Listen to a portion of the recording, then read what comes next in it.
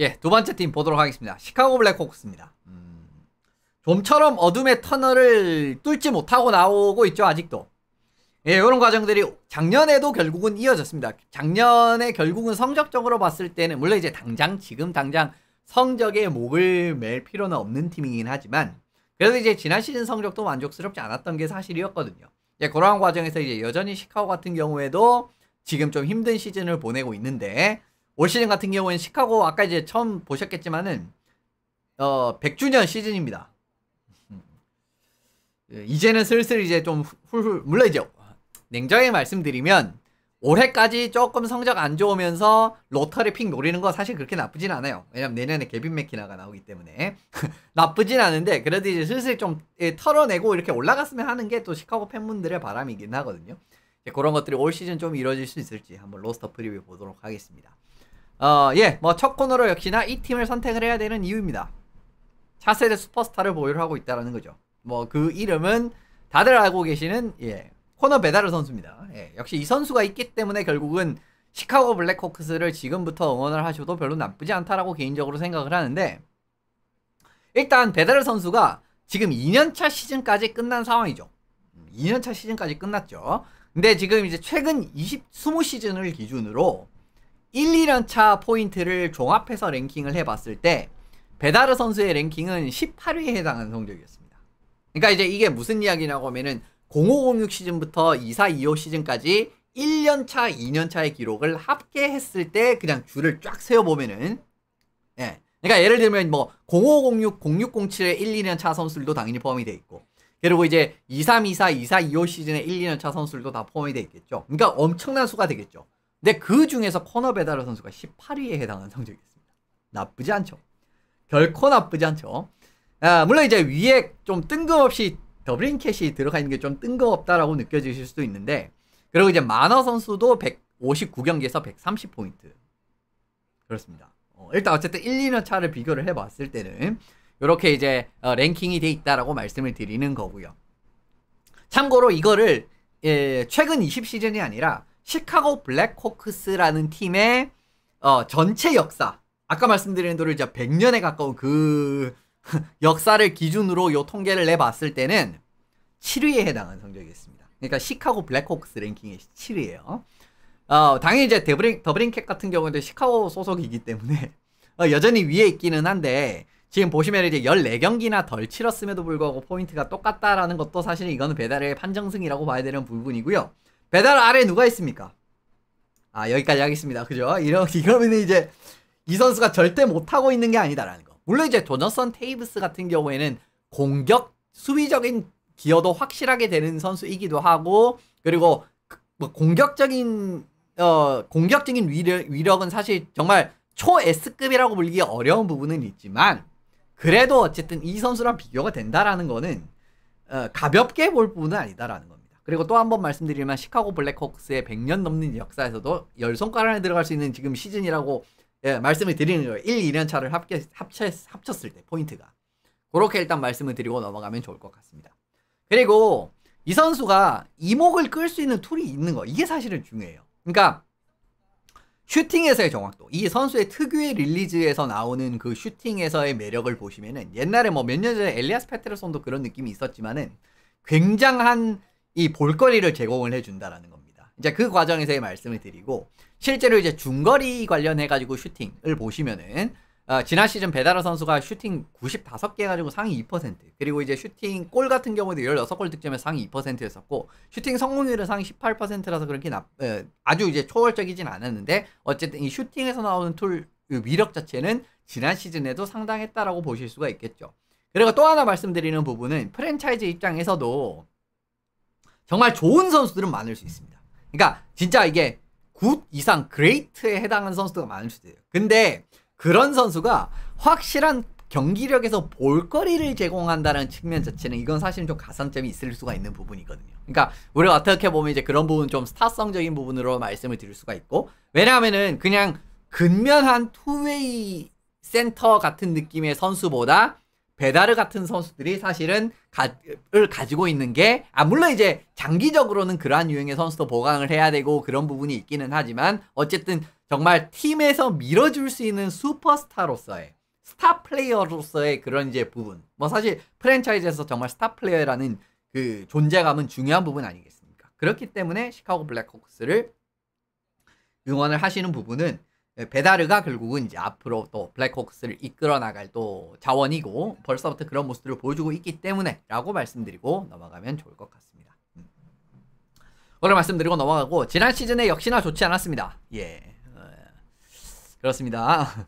좀 가슴이 아프네요. 25승 46패 12연장패. 예, 승점 획득률 37.2%였었고요. 센트럴 디비전 꼴찌 그리고 이제 평균 경기당 득점 보스턴보다 더 높아요. 아, 보스턴보다 좋죠. 근데 이제 평균 경기당 실점이 292실점. 아, 경기당 실점이 아니고 시즌 전체 실점이 292실점으로 31위였습니다. 뒤에서 2등이었죠. 그렇기 때문에 결국 이제 시카고는 이 기대만큼의 시즌은 여전히 보여주지 못하고 있고, 예, 조금 아쉬운 시즌이 올해도 나왔다라고 바라보시면 좋을 것 같습니다. 뎁스타트 보고 넘어가시는데, 여기도 뭐 기준에 따라서는 뭐 괜찮게 보이실 수도 있고요. 이거 이제 이거 1라인 라이트윙이 이거 캠 때문에 좀 잘리는구나. 죄송합니다. 말로 그냥 하겠습니다. 예, 그래서 1라인의 테레베인앤 베다르 도너토 이제 이렇게 이제 도너토 선수 같은 경우에는 사실 지난 시즌에 기대를 크게 하지 않았지만 굉장한 성과를 낸 선수였었죠. 개인적으로는 사실은 이제 이렇게 됐을 때 트레이드를 하는 게 조금 더 이상적이라고 봤습니다만 시카고는 그냥 재계약을 선택을 하면서 결국 이제 도너토 선수 같은 경우에는 조금 더 오랫동안 베다르랑 호흡을 맞추지 않을까 싶습니다. 그리고 2라인에는 이제 버투지, 네이저, 브라콥스키 선수 올 시즌 영입했거든요. 이제 이런 과정에서 이제 또 미들식스가 좀 보강이 됐다라고 말씀을 드리고, 그리고 3라인에 폴리노, 디킨슨, 미헤이프 이렇게 이제 베테랑들로 구성된 3라인, 그리고 4라인 같은 경우에는 라이헬, 무어, 레퍼티 이런 느낌인데, 레퍼티는 베테랑이지만 무어나 라이헬 같은 경우에는 앞으로 시카고에서 이제 또 중요 자원으로 키워야 되는 자원이기도 합니다. 이런 느낌으로 이제 구성이 되어 있다고 말씀을 드립니다. 일단 어쨌든 이제 전반적인 1, 2라인 센터 같은 경우에도 이제는 프랭크 네이저 선수가 사실은 지난 시즌의 월드 챔피언십이라든가 그리고 이제 지난 정규 시즌에 보여줬던 그런 경기력을 생각을 해보면은 괜찮을 것 같아요. 2라인으로 그냥 이제 붙박이로 이제 쓰는 그림으로 가는 게, 그러니까 이제 좀 전략적으로 1, 2라인 센터 같은 느낌. 안 된다라고 하면 뭐 2, 3라인 센터가 될 수도 있는 거고요. 이제 그런 느낌으로 이제 키워보면 좋을 것 같다라고 말씀을 드리고, 뒤에 이제 지나가면서 언급을 드리겠지만 지난 시즌에 베테랑 이 윙어들 많이 영입했지 않습니까? 그죠? 테레베인은 버투지, 예, 이런 선수들, 이제 그런 선수들 미헤이프까지 이런 선수들 잘 풀렸고, 그리고 이제 기존에 있었던 자원들이 이제 폴리노, 도너토 이런 선수들도 결국은 뭐 괜찮은 시즌을 보였어요. 지금 보시면 이제 한 20골 이상 기대할 수 있는 자원들 상당히 많죠. 윙어에서도 이제 이렇게 바라보시면 좋을 것 같고, 젊은 친구들도 이렇게 쭉쭉 주입이 되고 있는 상황이기 때문에 그런 과정에서 이제 시카고 공격진은 물론 이제 이 정도도 충분하진 않지만 그래도 조금씩 더 개선점이 보이고 있다라고 말씀을 드리면 좋을 것 같고, 수비진 같은 경우에는 블라식, 머피 그리고 이제 카이저랑 린절 그리고 이제 델마스트로랑 레우슈노우 이제 이렇게 나오지 않을까. 근데 이제 이것도 이제 조금 정리가 필요한 게 뭐냐면은 일단 이제 라이트 핸드 자원이 머피, 린절, 레우슈노우 이렇게 있는데, 일단 블라식이 일단은 머피랑 제가 봤을 때는 조합을 맞춰야 될 것 같기는 하거든요. 물론 이제 블라식을 레우슈노우라든가 린절이라든가 이런 친구들을 조합을 해도 나쁘진 않아요. 근데 그래도 우리가 수비적으로 좀 믿을 만한 그 페어가 하나 있으면 좋잖아요. 근데 이제 그 페어를 만들기 위해서는 지금 시카고에서는 블라식이랑 머피 그렇게 효율적이진 않지만은 머피를 블라식이랑 이렇게 이제 올려가지고 1라인에서 이렇게 조금 수비적으로 이제 좀 부담이 되는 상황에서도 뛸 수가 있는 그런 그림으로 나누는 게 더 좋아 보이기는 합니다. 그리고 와이어 카이저 선수랑 린절, 뭐 지난 시즌 호흡 괜찮았었고요. 델마스트로 선수랑 레우슈노우가 그러니까 이게 사실은 이성적으로 접근을 하면 린절이랑 레우슈노우가 1, 2라인 들어와야 되고, 그리고 머피가 3라인으로 빠지는 게 맞아요. 근데 이제 지금 일단 팀의 구성상으로 봤을 때 그렇다라는 거고, 그리고 이제 만약에 이제 올해 같은 경우에도 왜 우리가 시즌 시작하기 전에는 다들 희망이 있지 않습니까? 그죠? 다들 이제 어떻게 보면은 당연히 가능성이 있는 거고. 그렇기 때문에 이제 시즌 시작할 때는 초반에는 좀 이렇게 가다가, 만약에 이제 시즌 중반 후반 돼가지고 결국은 시카고가 올해도 좀 어려운 시즌이 된다라고 하면은, 그때는 이제 머피의 역할을 내린다라든가 트레이드를 한다라든가 그때 가서 이제 좀 바꾸면 돼요. 이제 그렇게 말씀드리고 넘어가시면 좋을 것 같고요. 그리고 이제 주전 골리는 스펜서 나이트 선수와 백업은 아르비드 쇠데르블롬 선수입니다. 쇠데르블롬 선수 같은 경우에도 이번에 오프 시즌에 재계약을 했죠. 2년 재계약이었나요? 어쨌든 재계약을 했기 때문에 결국 이제 좀 쓸 그런 생각이 드는 것 같고요. 전반적으로 수비진을 바라보시면 굉장히 어린 선수들이 많이 들어가 있다. 요거 뭐 뒤에도 말씀드리겠지만 그런 그림들이 말씀을 보시면 좋을 것 같습니다. 그게 좀 이제 어떤 느낌으로 보면 좀 극단적인 부분도 있죠. 공격진은 좀 이제 확실히 베테랑 자원들이 전반적으로 많이 분포가 돼 있고, 수비진 같은 경우에는 전반적으로 굉장히 어린 선수들이 대부분 분포가 돼 있다라는 거. 좀 이제 극과 극 양상을 띠고 있다라는 건 좀 재밌는 부분이지 않나라고 생각이 들어요. 일단 로스터의 강점 같은 경우에는 이제는 젊은 어린 자원들이 1군에서 자리를 잡기 시작을 했다는 거. 사실 이거 굉장히 중요합니다. 그러니까 어린 자원들이 많은 팀은 있을 수 있고요. 그리고 정말 탑 티어급 어린 자원들이 많은 팀도 있을 수 있어요. 근데 그 팀들이 정말 이제 젊은 친구들이 그 이제 어린 자원들이 1군에 이를 정말 이제 확실하게 다 분포를 하면서 이제 득점감으로 자리 잡았느냐는 또 다른 이야기거든요. 근데 시카고는 작년부터 그런 그럴 징조를 보이고 있다라는 거. 이거 굉장히 또 기분 좋은 소식입니다. 일단 지난 시즌 어린 선수들 1군 성적이 괜찮은 편이었었죠. 레오 슈노우 같은 경우도 18경기에서 6포인트 20분 넘게 뛰었고, 무어 선수 같은 경우도 9경기에서 4포인트, 그리고 샘 린절 같은 경우에도 이제 9경기에서 5어시스트 23분 22초, 그리고 프랭크 네이저 같은 경우에는 53경기에서 12골 14어시스트 26포인트를 기록을 했는데, 아까도 말씀드렸지만 이 선수 같은 경우에는 이번에 미국 대표팀이 국가대표의 월드 챔피언십에서 우승하는데도 굉장히 크게 영향을 미쳤던 선수였었거든요. 이제 그런 느낌에서 1군 선수를 어린 선수들의 이런 자원들이 확실하게 성과를 보이고 있고, 그리고 이제 뭐 실제로 뭐 지금 이 정도의 포인트라고 하면은 앞으로의 성장치를 생각하면은 더 좋아질 수가 있는 부분이잖아요. 그렇기 때문에 굉장히 만족스럽다고 말씀을 드리면 좋을 것 같습니다. 그렇게 일단 말씀을 드리고, 그리고 이 젊은 선수들이 어쨌든 올라오고 있다라는 거는 근데 예를 들면 또 팀이 지금 이제 밸런스가 좀 잘 안 맞아갖고, 너무 팀 컬러가 전반적으로 모두 젊다라든가, 또 그러면 이제 그거대로 조금은 그런 문제가 생길 때가 있는데, 근데 지금 보시면은 시카고 같은 경우에는 아까도 보셨지만은 공격진에는 정말 베테랑들이 많이 분포가 돼 있죠. 실제로 테레베인앤 버투지 미헤프 지난 시즌 영입을 했는데 모두 다 잘했습니다. 버투지는 20 이상 기록을 했고, 미헤프도 이제 뭐 모처럼 20골 이상 하는 시즌을 보여줬고요. 테레베인 같은 경우에도 역시나 어시스트 43개나 기록을 하면서 상당히 좋은 모습을 보여줬었죠. 요런 그림에다가 올해 같은 경우에도 이제 브라콥스키 선수 영입을 했지 않습니까? 40에서 50포인트 정도 기대를 할 수 있는. 그러니까 요런 느낌에서 이제 젊은 선수들이 이렇게 한둘씩 자리를 잡으면서 베테랑 자원들도 성과를 내고 있기 때문에. 물론 이제 작년에 영입해가지고 성과를 못 낸 베테랑들도 있긴 했죠. 뭐 브로디라든가. 근데 이런 선수를 결국 이제 다 내보냈으니까 지금 어떻게 보면 성과를 낸 베테랑 자원들은 다 남아있고, 그 과정에서 젊은 선수들이 하나둘씩 다 자리를 잡는 과정에서의 밸런스를 구축을 할 수 있다는, 로스터 밸런스를 구축할 수 있다는 거. 그리고 이제 젊은 선수들은 올해는 더 큰 성장을 기대할 수 있기 때문에 그 부분까지도 말씀드리고 넘어가면 좋을 것 같습니다. 로스터의 약점은 결국은 풀타임에서의 어린 자원들의 활약, 요건 좀 지켜봐야 돼요. 그러니까 올 시즌은 사실은 이 선수들이 정말 풀타임으로, 아까 말씀드렸던 이 젊은 자원들이 풀타임으로 시즌 시작부터 아마 스쿼드에 이름을 올릴 거라고 생각을 합니다. 근데 일단 가능성 자체는 확실하게 보여준 게 사실이긴 한데, 레오 슈노우도 지난 시즌 부상도 있었고 AHL 어쨌든 좀 뛰다가 콜업을 한 선수였었고요. 그리고 이제 무어나 린절 같은 경우에는 대학 시즌 종료 이후에 합류를 했죠. 당연한 이야기지만 지난 시즌 대학 시즌 딱 끝나고 합류를 했고, 그리고 이제 프랭크 네이저 같은 경우에는 12월에 콜업이 됐습니다. 10월, 11월은 이제 마이너에 있다가 12월부터 이제 콜업이 됐었는데, 일단 어쨌든 풀 시즌을 보내지 않았다라는 거죠. 모든 선수들이 NHL에서. 그렇기 때문에 올해 풀 시즌에서의 활약은 아직까지 장담은 할 수는 없습니다. 잘할 가능성이 더 높기는 해요. 하지만 장담할 수는 없다. 왜냐하면은 아까도 말씀드렸지만 대학 선수들 결국은 대학 선수들이 시즌을 마치고 들어오면은 3월 말이나 4월 이때쯤 들어오잖아요. 근데 그때 되면은 이제 결국은 뭐 플레이오프 갈 팀들 조금 그림이 좀 윤곽이 그려질 때도 있고, 그러니까 좀 경쟁 구도 자체가 어느 정도는 윤곽이 드러난 상황이기 때문에 경쟁의 치열함이 조금은 다를 수가 있단 말이에요.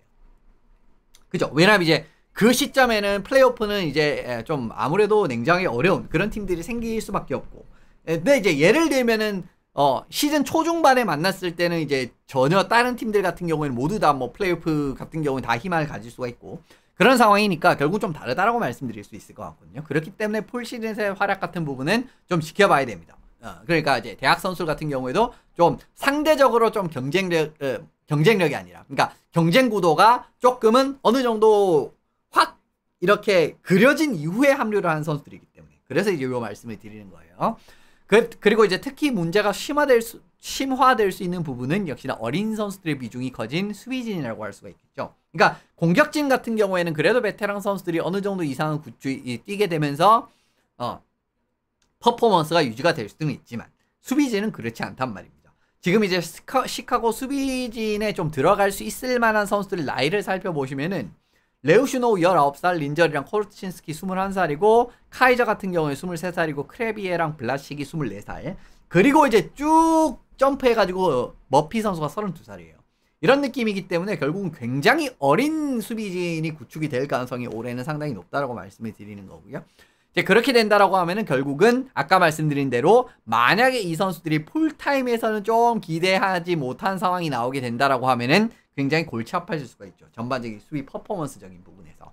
그렇게 이제 받아들이시면 좋을 것 같고, 그리고 이제 콜친스키 선수 같은 경우에는 뭐 작년에 탑6 주전 경쟁에도 밀렸었고, 그리고 델마스트로 같은 경우에는 사실 붙박이 주전이라고 보기엔 좀 어려운 자원이죠. 그러니까 작년에도 이제 보시면은 왔다 갔다 했거든요. AHL, NHL.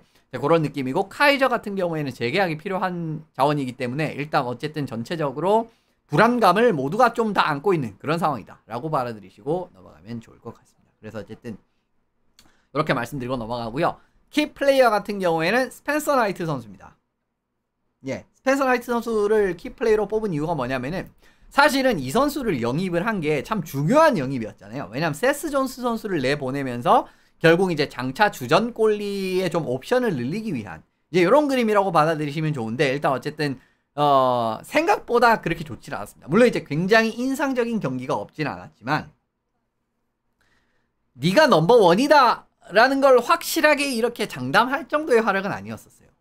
그러니까 어떻게 보면은 예전에 스펜서 나이트 선수의 플로리다 초창기 시절의 그런 모습이라든가 이런 걸 생각을 하시면, 그리고 네임밸류적으로만 바라보면은 무조건 얘가 넘버원이 돼야 될 것 같은데 실제로 시카고에서는 그 정도까지는 아니었다라는 겁니다. 물론 저게 이제 정말 뭐 뒤에 말씀드릴게요. 아예 나쁜 것만 있었던 건 아닌데, 일단 이제 플로리다 때 2년 전 플로리다 시절, 그러니까 공백기를 가지기 전 플로리다 시절이랑 별반 다를 게 없는 성적에다가 지난 시즌 플로리다 때는 잘했었는데 어쨌든 뭐 시카고 뭐 이건 팀 퀄리티가 떨어졌기 때문에 라고 생각을 하실 수 있습니다. 근데 요 정도를 기대한 건 아니었거든요. 예, 그러니까 지금 이제 작년에 어떻게 보면 세데르블롬 선수랑 비교를 해보시면은 별반 다를 게 없어요, 두 선수가. 예, 뭐 1차적으로는 거의 똑같다라고 바라보셔야 되고요. 물론 이제 뭐 이븐 스트렝스 세이브 퍼센티지라든가 그 다음에 이제 뭐 이런 쪽으로 가면은 그래도 나이트가 조금 더 좋기는 하지만 정말 리가 넘버원이다라는 걸 확답을 찍을 정도로 의 퍼포먼스의 차이는 아니었거든요. 근데 그 정도를 생각하고 데려온 자원이 아니지 않습니까?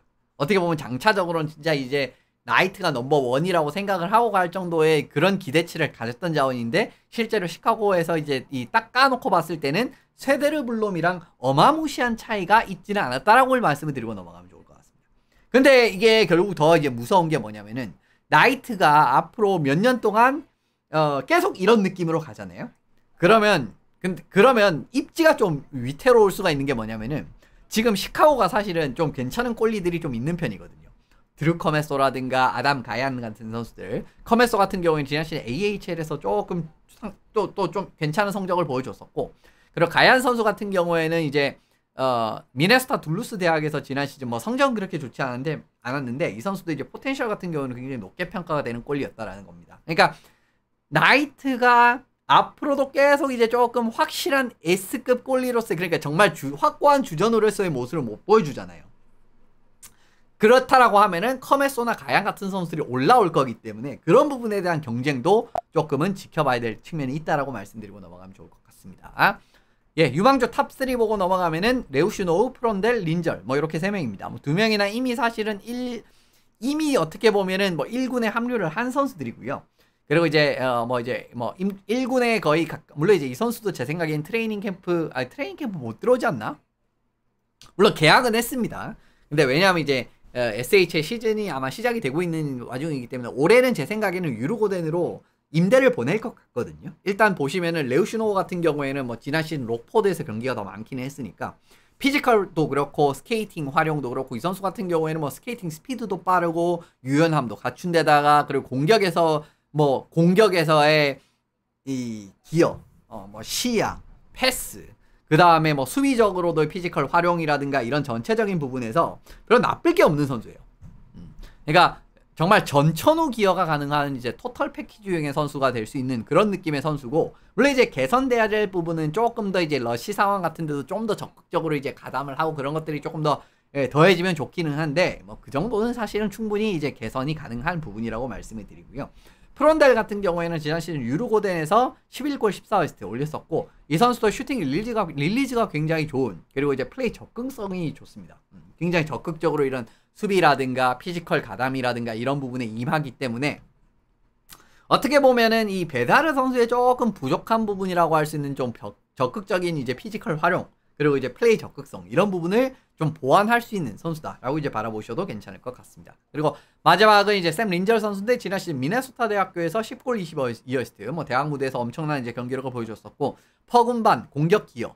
사실은 이 선수는 처음에 드래프트 되고 이랬을 때는 제가 기억하기로는 공격형 수비수, 그러니까 이제 제가 사실은 그렇게 좋아하는 스타일은 아닌데, 사이즈 큰데 공격적으로 돋보이고 좀 수비는 잘 못하고 그런 친구들 있잖아요. 피지컬 기회 잘하고 원래는 그런 느낌의 선수였거든요. 근데 이제 이 선수가 지난 시즌에 확 좋아져가지고 뭐 수비에서도 포지셔닝이라든가 그 다음에 이제 수비에서도 이런 전반적으로 이제 플레이를 잘라내는 그림이라든가 이런 부분에서 확실하게 좋은 모습들을 보여줬기 때문에 뭐 그런 그림들이 어쨌든 이제 지난 시즌 시카고 블랙호크스에도 시즌 최후반부에 나왔습니다. 그래서 이제 요렇게 이제 탑3라고 바라보시면 좋을 것 같고요. 뭐 탑3긴 한데 그 중에 2명이 이미 뭐 NHL에 들어가 있으니까 어쨌든 그렇게 말씀을 드리고, 일단 풀 자체도 괜찮은 상황입니다. 근데 풀 자체도 괜찮은데 일단 레우시노랑 린절은 1군 정착 완료가 돼 있고, 제 생각엔 프론델 선수는 SHL에 올해는 임대를 보낼 것 같아요. 임대 1년 보내고 이제 뭐 내년부터라든가 뭐 활용할 가능성이 있겠죠. 그리고 이외에도 좀 기대를 모을 수 있는 자원은 뭐 닉 러디스 같은 선수라든가 스케이팅이나 마무리 능력, 그리고 이제 로만 칸체로프 선수, 지금 KHL에서 굉장히 잘하고 있거든요. 메탈루크에서. 이 선수 같은 경우에는 슈팅 릴리즈, 뭐 골 넣는 능력이라든가 포인트 생산 능력이 상당히 좋은 선수이기 때문에 좀 기대를 해봐도 괜찮은 자원이다라고 말씀을 드려봅니다. 물론 이제 이 외에도 이제 여러 선수들이 있는데 작년에 조금 부진했었어요. 그 선수들이. 원래는 제가 이제 좀 미는 선수들이 몇 명 있었거든요. 근데 이제 그 선수들이 좀 부진해가지고 일단 그 선수들은 뺐는데, 일단 보시면은 공격수 2명밖에 없는데 풀 괜찮은 거 맞습니까? 라고 생각하실 수 있는데, 뭐 수비진에 다 올라가 있고요. 수비진 같은 경우는 다 올라가 있고, 공격수 같은 경우에는 뭐 이제 뭐 지금부터 이제 또 차근차근 성장한 애들 이제 또 집어넣어도 되는 상황이니까 그렇게 바라보시면 풀 자체도 괜찮다라고 바라보시면 좋을 것 같습니다. 마지막으로 이 팀도 감독이 바뀌었죠. 근데 저는 이거는 불안해 죽겠습니다. 그리고 이거는 좀 제 생각에는 그렇게 좋게 풀리지는 않을 것 같다라고 감히 말씀을 드립니다. 신인 감독으로 제프 블래실 감독을 선임을 했거든요. 근데 저는 사실은 블래실 감독의 팬이 절대 아닙니다.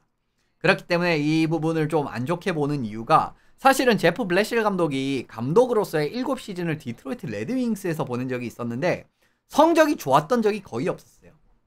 첫 시즌 정도? 그죠? 첫 시즌 정도. 이것도 사실은 냉정하게 말씀드리면 좋다라고 보기는 힘들죠. 승점 획득률 56.7% 정도면 좋다라고 보기는 힘들죠. 그 이외에는 승점 획득률을 50%도 못 찍는 시즌들이 전부 50%도 찍었던 시즌이 한 시즌도 없었습니다. 그 정도로 디트로이트 레드윙스에서 보여준 게 아무것도 없었던 감독이라고 감히 말씀을 드리고요. 그리고 왜 이게 불안하냐면, 지금 이제 앞에도 제가 이제 쭉 이어지는 말로는 막 젊은 선수들 많이 자리 잡고, 그리고 뭐 수비진은 그게 비중이 더 크고, 공격진에도 베다르라든가 뭐 네이저라든가 이런 좋은 선수들이 많기 때문에 뭐 이런 이야기를 막 했잖아요.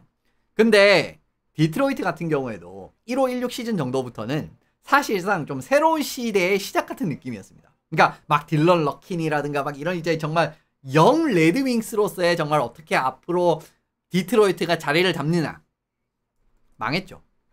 네, 보여준 게 아무것도 없죠. 그러니까 디트로이트 그러니까 레드윙스의 새로운 시대의 감독이었던 게 블래실이었거든요. 근데 아무것도 보여준 게 없어요. 근데 왜 시카고가 하필이면은 정말 한 10년 전에 디트로이트랑 거의 비슷한 지금 포지션에 있거든요. 지금 시카고가.